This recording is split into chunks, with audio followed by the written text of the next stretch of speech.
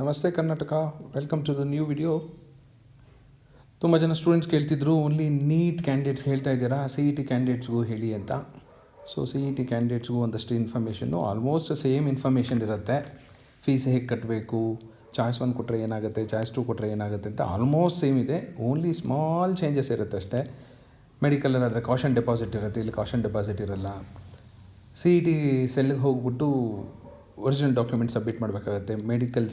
Medical candidates ಸ್ವಲ್ಪ ಜನ, engineering ಹೋಗುವ ಅಗತ್ಯ ಇಲ್ಲ. ಈ ಥರ ಸ್ವಲ್ಪ ಡಿಫ್ರೆನ್ಸ್ ಬಿಟ್ಟರೆ ಆಲ್ಮೋಸ್ಟ್ ಸೇಮ್ ಇದೆ. ಆದರೂ ಒಂದು ವಿಡಿಯೋ ನಿಮಗೋಸ್ಕರ, engineering and other aspirants except dental and medical aspirants.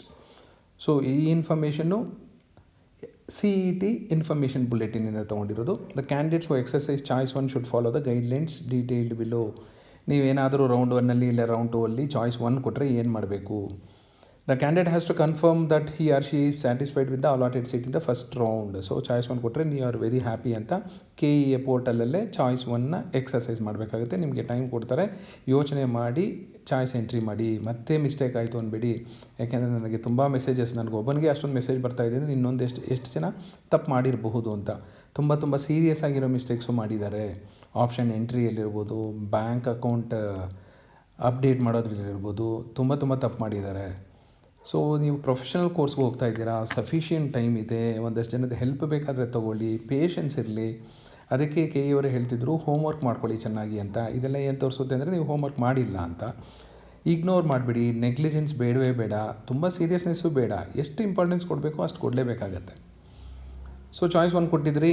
Next KE ವೆಬ್ಸೈಟಿಂದ ಈ ಚಲನ್ನ ಡೌನ್ಲೋಡ್ ಮಾಡ್ಕೊಳ್ಳಿ. Candidate has to download the ಈ ಚಲನ್. ಇಲ್ಲೆಲ್ಲ ಸ್ವಲ್ಪ ಸ್ಪೆಲ್ಲಿಂಗ್ ಮಿಸ್ಟೇಕ್ಸ್ ಇದೆ, ಅಡ್ಜಸ್ಟ್ ಮಾಡ್ಕೊಳ್ಳಿ. From the KE website which is in triplicate ಅಂದರೆ 3 ಇರುತ್ತೆ. ಒಂದು ಸ್ಟೂಡೆಂಟ್ ಕಾಪಿ, ಒಂದು ಕಾಲೇಜ್ ಕಾಪಿ, ಒಂದು ಬ್ಯಾಂಕ್ ಕಾಪಿ. ಇಂದ ಚಿಲ್ಲನ್ ಅಲ್ಲ, ಇದು challan. The details of the candidates will be printed. ಆ ಚಲನ್ನಲ್ಲಿ ನೀವೇನು ಫಿಲ್ ಮಾಡೋ ಅಗತ್ಯನೇ ಇಲ್ಲ, ನಿಮ್ಮ ಹೆಸರು ಪ್ರಿಂಟ್ ಆಗಿರುತ್ತೆ. ಚೆಕ್ ಮಾಡ್ಕೊಳ್ಳಿ. ಸಿ ಇ ಟಿ ನಂಬರ್, ನಿಮ್ಮ C E T number, college, course, allotted details, ಯಾವ ಕಾಲೇಜು ಯಾವ ಕೋರ್ಸ್ ನಿಮ್ಗೆ ಅಲಾಟ್ ಆಗಿದೆ ಅಂತ, ನೀವು ಎಷ್ಟು ಫೀ ಪೇ ಮಾಡಬೇಕು ಅನ್ನೋದು ಇರುತ್ತೆ. ತುಂಬ ಜನ ಕ್ವಶನ್ಸ್ ಕೇಳ್ತಿದ್ರು, ಎಷ್ಟು ಫೀಸು ಅಂತ. ಇನ್ನೊಂದೆರಡು ದಿನ ತಿಳ್ಕೊಳ್ಳಿ, ನಿಮಗೆ ಈ ಅಲಾಟ್ಮೆಂಟ್ ಆರ್ಡ್ರಲ್ಲೇ ಫೀ ಎಷ್ಟು ಕಟ್ಟಬೇಕು ಅಂತ ಎಕ್ಸಾಕ್ಟ್ ಅಮೌಂಟೇ ಪ್ರಿಂಟ್ ಆಗಿರುತ್ತೆ. ಇಲ್ಲ ಆಪ್ಷನ್ ಎಂಟ್ರಿ ಮಾಡಬೇಕಾದ್ರೂ ತೋರಿಸಿರುತ್ತೆ, ಅದೇನು ಇಷ್ಟು ಬೇಗ ಮರ್ತೋದ್ರೂ ಗೊತ್ತಿಲ್ಲ. ಬ್ಯಾಂಕ್ ಅಕೌಂಟ್ ನಂಬರ್ ಇರುತ್ತೆ. Candidate has to confirm the printed details and affix the signature on the challan. ಚಲನ್ಗೆ ಸಿಗ್ನೇಚರ್ ಮಾಡಿ, ನೀವು ದುಡ್ಡಿಟ್ಟಿರೋ ಬ್ಯಾಂಕ್ಗೆ ಹೋಗಿ ದುಡ್ಡು ಕಟ್ಟಿ. ಇದು ತಲೆ ಕೆಡ್ಸ್ಕೊಬೇಡಿ, ಇದು ಏನಿದೆ ಬ್ಯಾಂಕ್ ಅಕೌಂಟ್ ನಂಬರ್ ಅಂತ ಹೇಳ್ತಾ ಇದ್ದಾರೆ. ಎಷ್ಟೊಂದು ಜನ ನನ್ನ ಹತ್ರ ಬ್ಯಾಂಕ್ ಅಕೌಂಟ್ ಇಲ್ಲ, ಏನು ಮಾಡೋದು?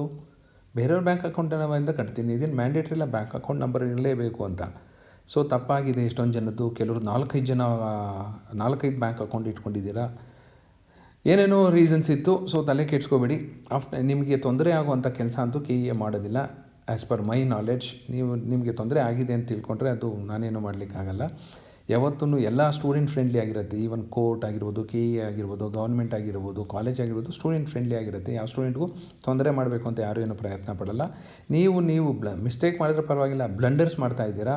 ಸೊ ಇನ್ನು ಮೇಲಾದರೂ ಸ್ವಲ್ಪ ಎಚ್ಚರಿಕೆಯಿಂದ ಇರಿ. ಆಫ್ಟರ್ ಡೌನ್ಲೋಡಿಂಗ್ ದ ಚಲನ್, ಯಾರೋ ಬೇರೆ ಭಾಷೆಯವರು ಟೈಪ್ ಮಾಡಿದ್ರು ಅನಿಸುತ್ತೆ, ಅವರು ಚಿಲ್ಲನ್ ಅಂತಿದ್ರು ಅನಿಸುತ್ತೆ. ಸೊ ಚಿಲ್ಲನ್ ಅಂದ್ಬಿಟ್ಟಿದ್ದಾರೆ. Candidate has to pay the prescribe fee in any nearest bank which will be notified by KEA. ನಿಮ್ಗೆ ಇದೇನು ನೋಟಿಫೈ ಮಾಡೋದೇನೂ ಇಲ್ಲ, ನಿಮಗೆ ಯಾವುದು ಬ್ಯಾಂಕ್ ಹತ್ತಿರ ಆಯಿತು ಆ ಬ್ಯಾಂಕ್ ಹೋಗಿ.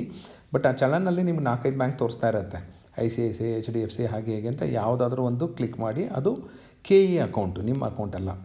After receipt of the payment, bank will return the candidate copy to the candidate by retaining the KEA and bank copy ಅಂತ ಹೇಳಿದ್ದಾರೆ ಇಲ್ಲಿ. KEA ಕಾಪಿ ಮತ್ತು ಬ್ಯಾಂಕ್ ಕಾಪಿ ರಿಟೈನ್ ಮಾಡ್ಕೋತಾರೆ, ನಿಮಗೆ ಕ್ಯಾಂಡಿಡೇಟ್ ಕಾಪಿ ಕೊಡ್ತಾರೆ ಅಂತ ಹೇಳ್ತಾ ಇದ್ದಾರೆ ಇವರು. After 1 hour of making the payment, ಇದು ಅಷ್ಟೇ ತುಂಬ ಜನಕ್ಕೆ ಡೌಟ್ ಇತ್ತು, ನಮಗೆ ಅಡ್ಮಿಷನ್ ಆರ್ಡ್ರ್ ಎಷ್ಟೊತ್ತಾದ್ಮೇಲೆ ಡೌನ್ಲೋಡ್ ಆಗುತ್ತೆ ಫೀ ಕಟ್ಟಿದ ಮೇಲೆ ಅಂತ.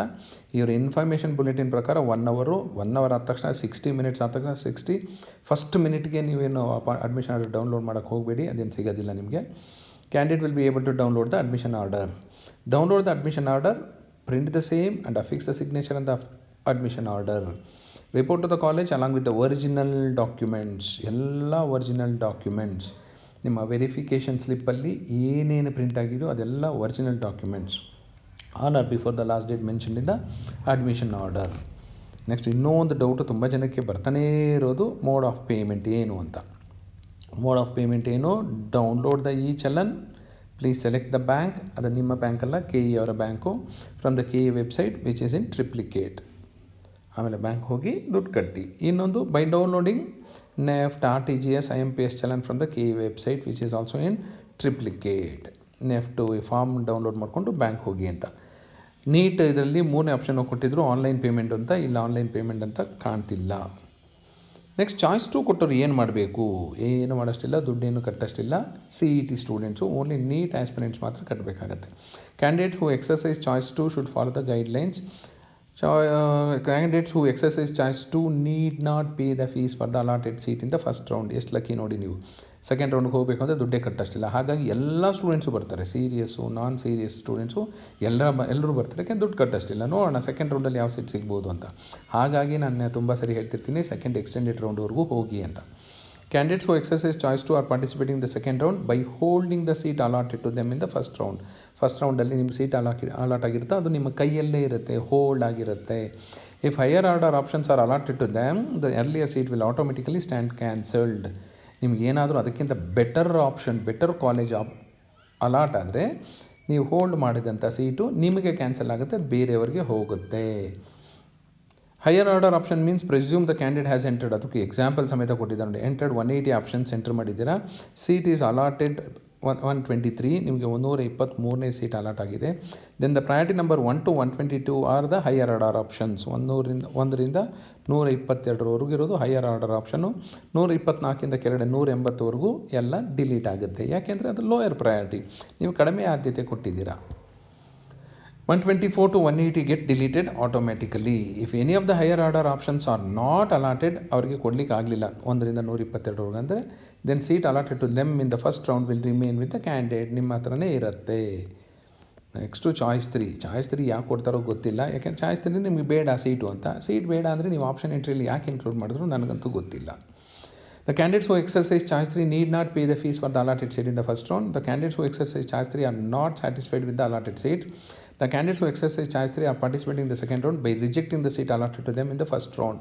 ಫಸ್ಟ್ ರೌಂಡಲ್ಲಿ ನಂಗೆ ಸೀಟ್ ಬೇಡ ಅಂದ್ಬಿಟ್ಟು ನೀವು ಸೆಕೆಂಡ್ ರೌಂಡ್ಗೆ ಹೋಗ್ತೀರಾ. ಬಟ್ ಸೆಕೆಂಡ್ ರೌಂಡಲ್ಲಿ ಸಿಗುತ್ತೆ ಅಂತ ಏನು ಗ್ಯಾರಂಟಿ, ಎಲ್ಲರೂ ಹೋಲ್ಡ್ ಮಾಡಿ ಇಟ್ಕೊಂಡಿರ್ತಾರೆ, ಸಿಕ್ಕಿರೋ ಸೀಟ್ನ ಯಾರೂ ಬಿಸಾಕೋದಿಲ್ಲ. ಹಾಗಾಗಿ ಚಾನ್ಸಸ್ ನಿಮ್ಗೆ ಇನ್ನೂ ಕಡಿಮೆ ಇರುತ್ತೆ.